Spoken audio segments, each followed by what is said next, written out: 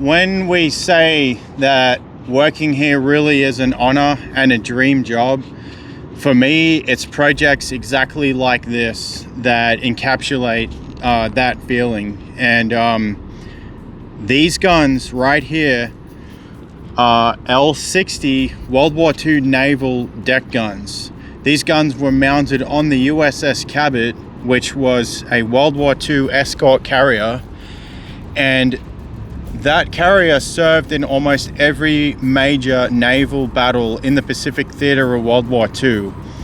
The gun crews alone, who were called gunslingers on that carrier, were credited with several enemy aircraft shot down.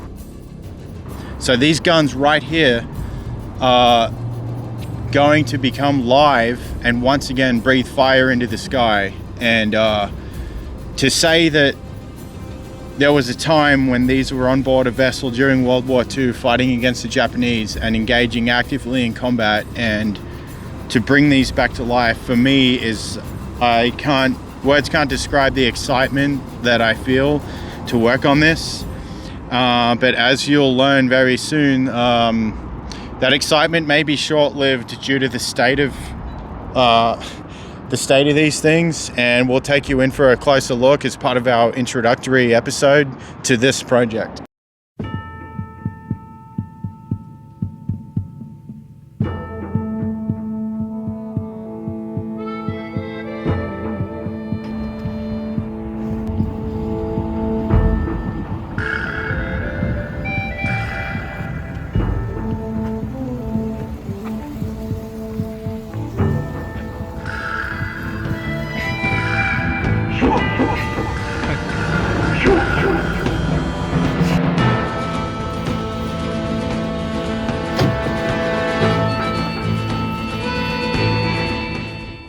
Our new best friend for this project is going to be, I think, WD-40 or some kind of penetrant, and we're going to need a lot of penetrant.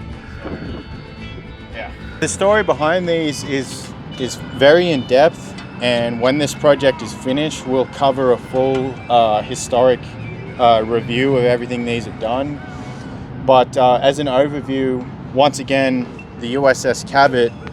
So the story behind that boat is, or ship is, sadly, during the 1990s there was a massive effort to try and salvage her and save her, and several different organizations tried their best, but to a lot of disappointment to a lot of the historic Navy community out there, they couldn't save her and she was scrapped. She sat in a port in New Orleans and just rusted away for the better part of the 1990s, and then in 2002 she was cut up. However, parts of the ship were saved, and we were fortunate enough to come across this purchase, and a very small part of the USS Cabot is going to live on and fully operational. And for me, as a big gun guy, one of the more exciting parts of that ship is the anti-aircraft guns, so I'm really excited to get this going.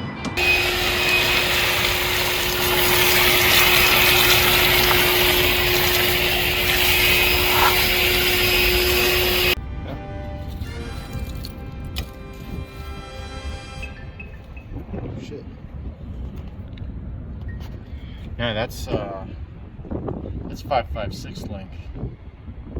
What would you use that in World War II? Well, it could be off a 249 when the Spanish had it, or That makes sense. Mark 27 link. I don't know. Comment below. Why would a 5.56 belt-fed link be a World War II Bofors gun that was then used by the Spanish in the 60s and 70s?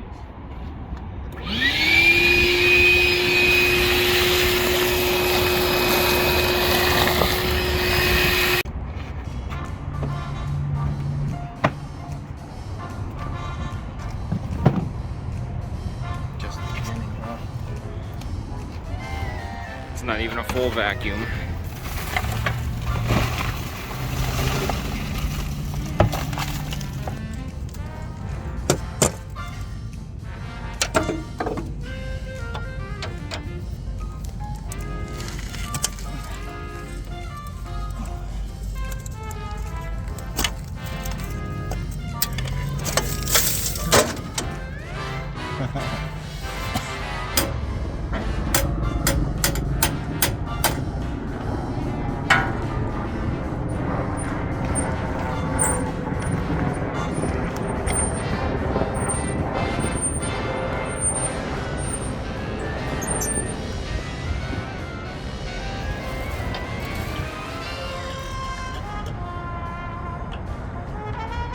It's a Navy barrel. So they had the cooling, like the whole thing's water cooled and the coolant would flow into here. But you can't do a barrel change unless you pull the cooling jacket off. So they would be able to disconnect the cooling and fucking do it. A little bit more.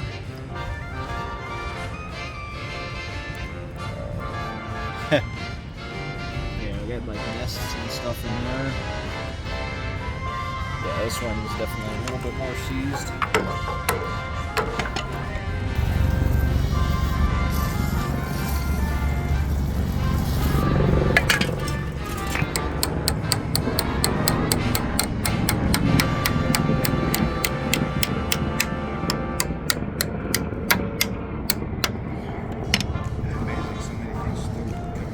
Yeah.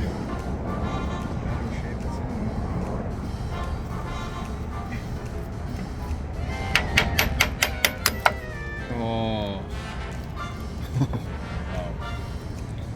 This rust came out. Yeah, the coolant lines are like completely blocked.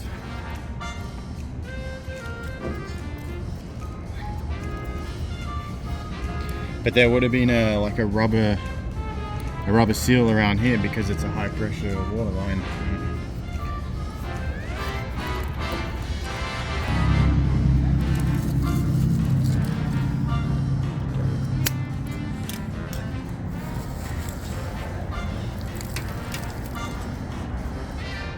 Hey, there's acorns in here too. That's awesome. Look at that. Size of the ink flakes. How many layers of paint have been painted on this? I wonder. As you can count them like the trees, right? Right? Yeah, We can definitely do that. Keep that. Oh my god. If our subscribers can actually count that, please do. Let us know.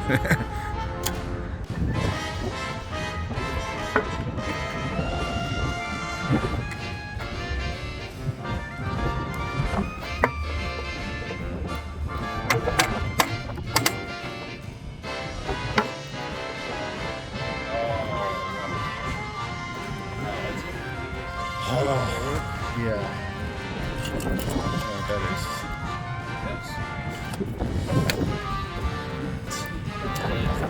That Yeah, that's the firing linkage that goes there. These are where the rounds, like the cases eject out, and look at the state. They're done.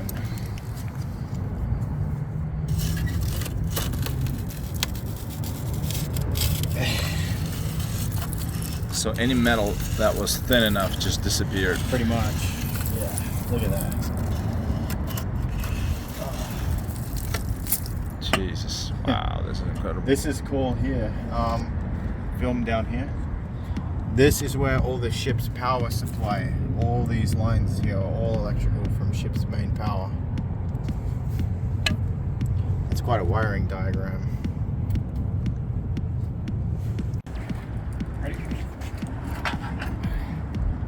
Oh. Oh my god. This door itself probably weighs a couple 100 pounds. There's a few inches of sand. I wonder where that sand is from. You know, this by far, I think that is the roughest subject. Or AC motor plate. Yes, yeah, we got General Electric motors in here. it heats up. That thing there, I thought was a gun director. And after I did some more research, because these went to Spain, these went through post-war modifications, and they had a gun radar. And that, it's a lot heavier than it looks, but a huge radar dish like sat there, right? And then this whole entire thing was mounted up off the top of this On one. top, I see it. It's ripped off. The Yeah. support arms. Yeah. And it had that big radar. It's gun radar. Yeah. And I think because this one has counterweights under here and then under the gun as well. These are big, like I don't know what that is, steel or lead or concrete even, counterweights. To make sure to have that center point of the weight. Well, perfect, I think right? because this gun is slightly different to that gun. Okay. And then we have this huge box here on the front of this one. Show them the front of that one. Would that be some kind of electronics unit or Well, something? if you look at that one, there's no box at the front, and then there's no counterweights under the gun. Ah. Yeah, that's right. No counterweights here. I think this box was for the, I think it's a computer. for the radar. I think. Okay. Yeah. Because it would make sense why this gun Yeah, came with here's that the- radar. Yeah. Yeah, like this isn't on the other one integrated. I could have ripped off. So basically, all of the electrical input that we had of any description, it's all been cut. Every single one of them. So right now, we don't even know what most of this stuff does, and we probably won't need all of it. But if we need some electrical component on this, we're going to have to rewire. And then when the ship was with Spain, these covers, these were Spanish, maybe upgrade or change, if you will. They come off, and then the U.S. guns in World War II were just the springs. They didn't have these covers on them. Spring work well. Okay. Yeah.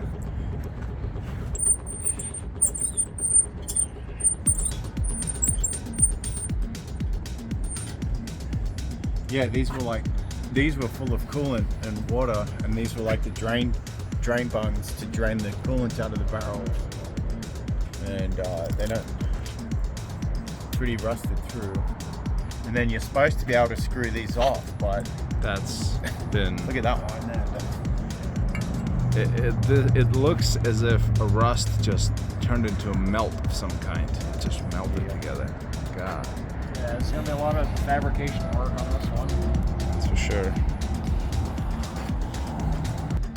Yeah, and at the rear of the gun, the shell, it's a track, so no matter the elevation of the gun, the shell would be launched out the rear and then kicked out underneath the gun. So at the rear here, it seems okay.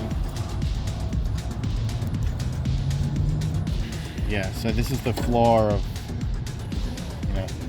completely repairable. Yeah, we'll weld in tiny little pieces, Yeah. like one right here. I think that'll be the most cost-effective way. Yeah, just a tiny little piece. We'll cut them and then just weld them. But yeah, sections like this, we're just going to cut it out and replace it. Yeah, it's And easier. here's a better example of that door with all those Bofors rounds being there.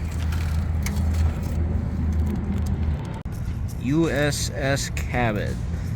This is the only data plate that this is the only proof that we have that this was on the Cabot.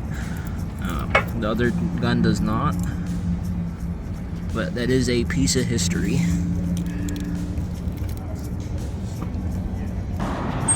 So where I'm sitting right now is the actual trigger man, so to speak. And we're yet to actually learn the crew positions and crew drills of the gun, but that will be an exciting part of the project. But it really is quite a strange feeling to be sitting right here and know that this guy has fired shots towards Jap Zeros and potentially shot some of them down. And yeah, working on something that's this rich historically really is a massive honor for me. So the plan is begin restoration, and we'll do our best to bring you guys along with updates on the project and teach you a thing or two about restoring a gun per se. In a way, a tank is a turret with a gun, so you're dealing with hydraulics, mechanical linkages, and big gun speciality. So this isn't all too dissimilar from our knowledge base working on tanks, but there are some key differences and we're going to learn those. So stay tuned for the rest of this episode and we'll show you basically what's ahead of us, and then we'll bring you updated videos along the way for our multi-part Bofors series. Enjoy.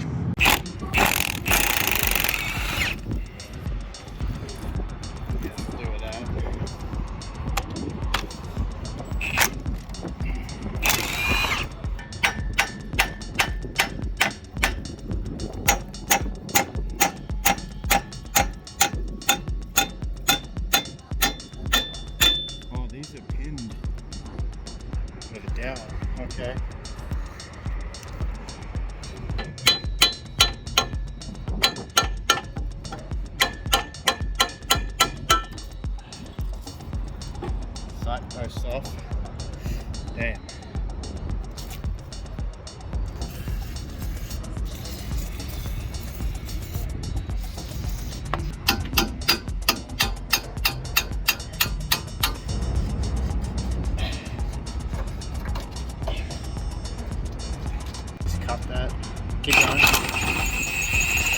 Yeah, we'll just cut it.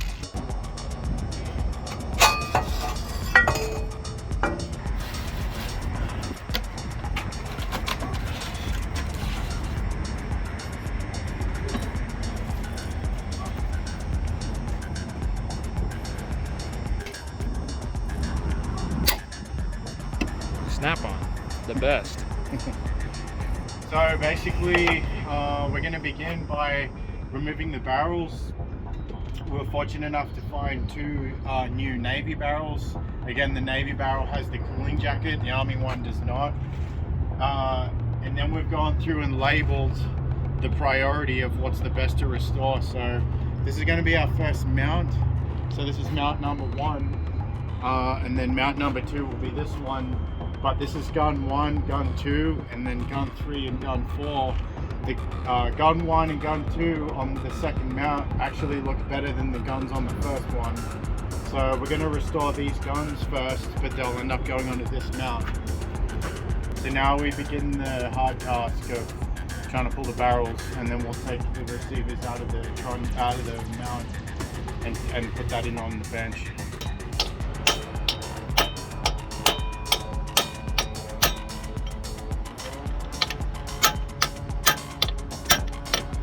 No, it's not moving. Try the way you were.